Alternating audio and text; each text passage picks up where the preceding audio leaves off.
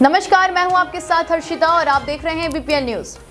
देश का सांप्रदायिक सौहार्द बनाए रखने और माहौल खराब करने वालों से सख्ती से निपटने के लिए निष्पक्ष व ठोस कार्रवाई की मांग को लेकर मुस्लिम समाज के लोगों ने मंगलौर क्षेत्र के लाठरदेवा शेख स्थित एक मदरसे में प्रेस कॉन्फ्रेंस का आयोजन किया, जिसमें मुस्लिम गुरुदेव के अलावा समाज सेवी व सामाजिक संगठनों से जुड़े जिम्मेदार लोग मौजूद रहे और साथ ही सभी ने खुलकर अपनी बात रखी। से मिलजुल कर और एक भाईचारे की मिसाल उस गांव की पहले बनी हुई है। पहले भी इस तरह की एक दिन पहले ही यात्रा निकली है, वह बहुत अच्छी तरीके से निकली। और जो ये यात्रा मतलब तलवारों के साथ और डंडों के साथ इस तरह के कहाँ श्री राम के या भगवान के नाम इस तरह के लिए जाते हैं। और हम ये चाहते हैं भाईचारा हिंदुस्तान में बना रहे।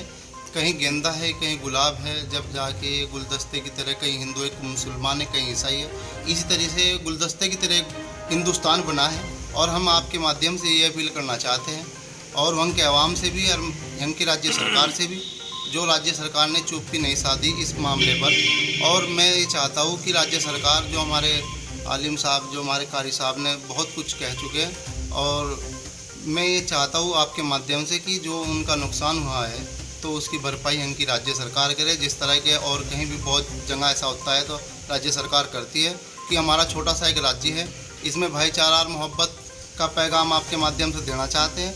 और कहीं इस तरीके से हिंदू मुसलमान विवाद ना हो, इस तरीके से राज्य सरकार सख्त रहे और प्रशासन भी सख्त रहे। एक तरफ की कार्रवाई ना हो कि कोई मुसलमान दोषी हो या हिंदू दोषी हो, जो भी दोषी हो उसके खिलाफ सख्त कार्रवाई हो। लगा था फसाद हुआ कि मस्जिद के आगे और घरों के आगे जो नारे लगाए गए थे वो बहुत गलत नारे थे। उसके बाद में मुसलमान पक्ष की तरफ से रिटेलिएशन किया गया और उन नारों का जवाब देने की कोशिश की गई। इन लोगों ने आपस में मिलकर उस झगड़े को किसी हद तक निपटा भी लिया था, लेकिन बाद में जो पुलिस की भूमिका है वो बहुत अच्छी नहीं रही। प्रशासन वहाँ गया और उनकी मौजूदगी में बाकी का दंगा हुआ है। लोगों के घर जलाए गए हैं, लोगों की रिक्शा में और गाड़ियों में आग लगाई गई है, शीशे तोड़े गए हैं, औरतों के साथ बदतमीज़ी हुई है, जो घर में चोरियाँ हुई हैं जैसे हमारे कारी साहब ने बताया। तो वो सब चीज़ें प्रशासन की मौजूदगी में हुई हैं और सारी रात तकरीबन ये ड्रामा चला है 2-3 बजे तक। तो उसके बाद में एक ही पक्ष की ओर से कार्रवाई की गई।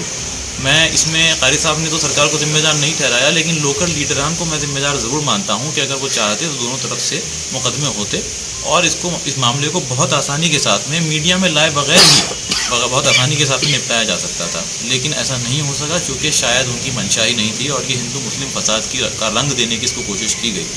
बहरहाल जो हुआ बहुत बुरा हुआ। अब हालात ये हैं कि सब लोगों की मिलीजुली कोशिश से जमीयत के लोगों ने, मुस्लिम सेवा संगठन के लोगों ने, कारी शमीम साहब ने और हमारे आदिल भाई ने और बाकी सभी लोगों ने मिलकर यहाँ के जो लोकल नेता हैं उन लोगों को पीछे छोड़कर समाजी काम करने वाले समाज सेवियों ने मिलकर इस मामले को निपटा लिया है। और सीओ मंगलौर साहब की निगरानी में ये FIR जो हमारी तरफ से थी वो भी दर्ज हो गई हैं।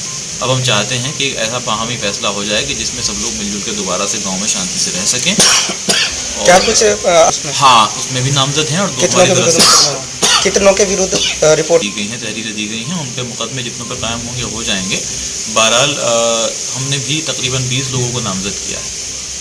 हमने प्रेस वार्ता डाडा जलालपुर के ताल्लुक़ से की है कि वहाँ जो हुआ वो बहुत तकलीफ़ देह है और हमारे मुल्क के ऊपर एक बदनुमा धब्बा है। जिस मुल्क में अमन व शांति की तालीम दी जाती हो, जहाँ दारुल देवबंद हो, मज़ाहिरुल उलूम सहारनपुर हो और नदवतुल उलमा लखनऊ हो, दारुस्सलाम हो, ये तमाम दीनी मदारिस जो हैं हमें मदरसों में बच्चों की रग रग में अपने वतन की मोहब्बत को पढ़ाते हैं और उसमें डालते हैं। ऐसे मुल्क में जहाँ अमन व सलामती की तालीम आम हो, वहाँ कुछ फितना परवर ऐसे पैदा हो गए हैं जो मुल्क की अमन सलामती को ख़राब करके और मुल्क के नाम को बदनाम कर रहे हैं। हम सरकार से मुतालबा उन लोगों के लिए करते हैं कि ऐसे फितना परवर लोगों पर कदगद लगाए और उनसे अपने मुल्क को बचाने, और जो मुसलमानों का वहाँ नुकसान हुआ है उस नुकसान का इजाला करे सरकार अपने फ़ंड से और उनके मुताल्लिक कुछ अल्फाज कहे और वहाँ अपने नुमाइंदों को भेजें, उनकी हिम्मत अफजाई करें। हमारी उम्मीद की किरण जागी है।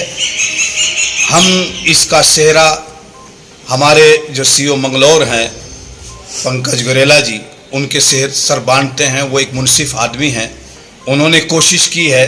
अलबत्ता वहाँ जो एक भट्ट साहब थे वो तो किसी कीमत पर सुनने के लिए तैयार नहीं थे, एक तरफा रिपोर्टें कर रखी थी।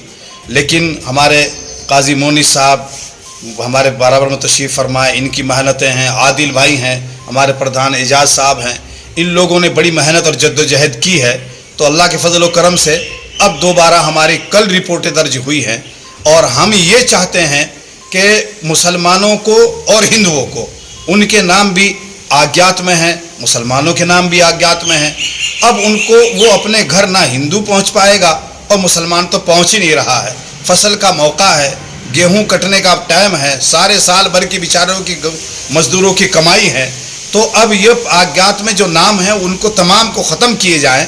और एक दूसरी शक्ल ये है कि हुकूमत अगर चाहे और हमें भी उसमें इस्तेमाल करना चाहें तो हम इस्तेमाल होंगे इंशाअल्लाह, कि वहाँ एक ऐसी मीटिंग कर ली जाए जिसमें हिंदू भी हो और मुसलमान भी हो, उन आपस में मिलजुल करके उनके मुसाफे कराए जाएं और उन्हें फ़ैसला कराया जाए और फ़ैसला कराने के बाद में तमाम ही के नाम वापस ले लिए जाएं और मुकदमात को ख़त्म कर दिया जाए। जैसे पहले से मुसलमान हिंदू मिलकर रह रहे थे, ऐसे उनसे अहद करवा कर मुसलमान और हिंदू मिलकर रहे हैं।